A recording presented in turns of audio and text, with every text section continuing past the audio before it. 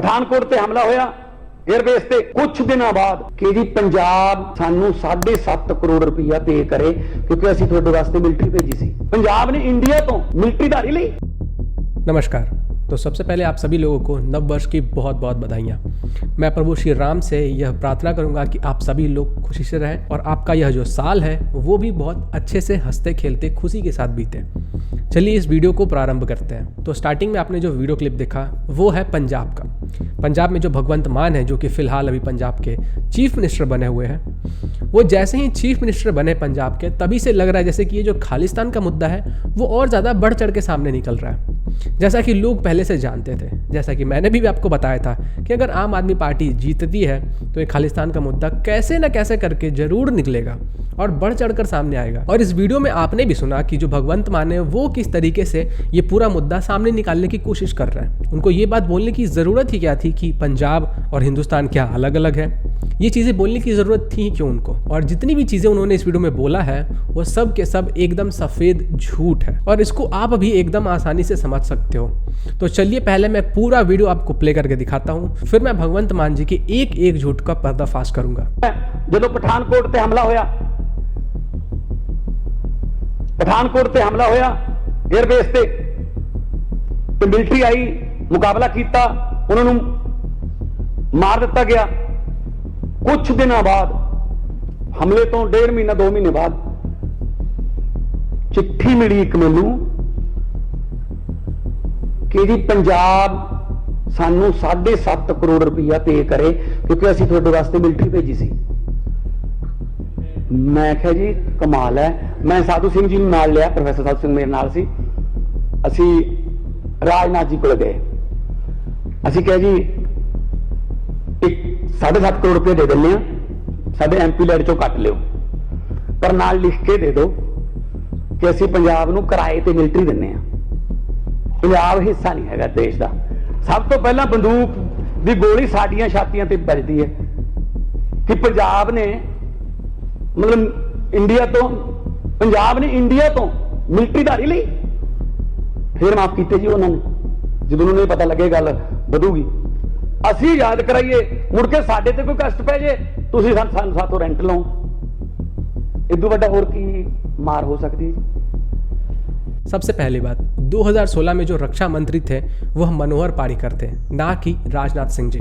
Rajnath Singh ji home minister थे और एक होम मिनिस्टर का मिलिट्री से क्या लेना देना। अगर भगवंत मान जी को मिलना भी था किसी से तो उनको मिलना चाहिए था मनोहर पारीकर जी से, ना कि राजनाथ सिंह जी से। तो ये सरासर झूठ बोल रहे हैं कि ये राजनाथ सिंह से मिले। दूसरा पॉइंट, अगर इनके पहले पॉइंट को हम लोग इग्नोर कर देते हैं ये सोच के कि इन्होंने गलती से इनका जवान लड़खड़ा गया होगा और इस कारण से इन्होंने शब्दों का गलत चयन कर लिया होगा। अगर सेंटर CAPF को डिप्लॉय करती है तो वो स्टेट का जो गवर्नमेंट होता है उनको भेजेगी लेटर, वहाँ के जो चीफ मिनिस्टर होते हैं उनको भेजेगी लेटर, ना कि किसी भगवंत मान के जो कि सिर्फ और सिर्फ एक MP थे उस टाइम पे। भगवंत मान जी जो कि सिर्फ एक MP थे उस टाइम पे, उनको सेंट्रल गवर्नमेंट लेटर क्यों भेजेगी? आप होते कौन हो जो सेंट्रल गवर्नमेंट आपको लेटर भेजेगी? मतलब सेंट्रल गवर्नमेंट भांग पी के नहीं बैठी है कि वो किसी भी रैंडम MP को ऐसे ही लेटर भेज देगी। तीसरा पॉइंट, अगर इनके पहले और दूसरे पॉइंट को इग्नोर कर देते कि गलती से हो गया होगा, जबान फिसल जाती है। अगर सेंटर ने स्टेट से पैसे मांगे हैं तो इसमें कोई गलत नहीं है। आपको लग रहा होगा कि सेंट्रल गवर्नमेंट क्यों स्टेट गवर्नमेंट से पैसे मांग रही है तो गलत है। नहीं, ये बिल्कुल सही है और इसमें कोई आपत्ति नहीं है क्योंकि ये सिर्फ और सिर्फ पंजाब से पैसे नहीं ले जाते हैं। इंडिया के जितने भी स्टेट हैं हर एक स्टेट से पैसे लिए जाते हैं जब भी CAPF को डिप्लॉय किया जाता है। लेकिन जो भगवंत मान जी है वो अपने स्पीच में ऐसे बोल रहे हैं जैसे कि पंजाब से कोई स्पेशल टैक्स लिया जा रहा है और वो जानबूझकर इस चीज़ के ऊपर प्रेशराइज कर रहे थे कि जैसे कि पंजाब मान लो इंडिया के बाहर का हिस्सा है जो हम लोगों से पैसे लिए जा रहे हैं। ये सरासर झूठ है। पूरे इंडिया के अंदर जितने भी स्टेट हैं सबसे पैसे लिए जाते हैं। अब आपके मन में एक ख्याल आ रहा होगा कि जब कोई टेररिस्ट अटैक होता है, कोई आतंकवादी जब हमला होता है, आखिर सेंट्रल गवर्नमेंट पैसे ले क्यों रही है? ये तो गलत है। सेंट्रल गवर्नमेंट को हम लोग इतने सारे पैसे देते हैं, इतने सारे टैक्स देते हैं, तो फिर सेंट्रल गवर्नमेंट हम लोगों से पैसे क्यों ले रही है? स्टेट से पैसे क्यों ले रही है?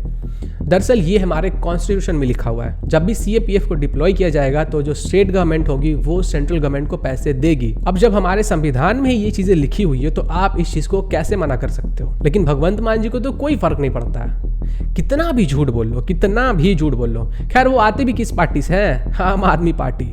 आम आदमी पार्टी तो झूठ के बुनियाद के ऊपर ही खड़ी है। अरविंद केजरीवाल जी को ही देख लो, अब जैसे गुरु रहेंगे चेला तो वैसे ही होंगे।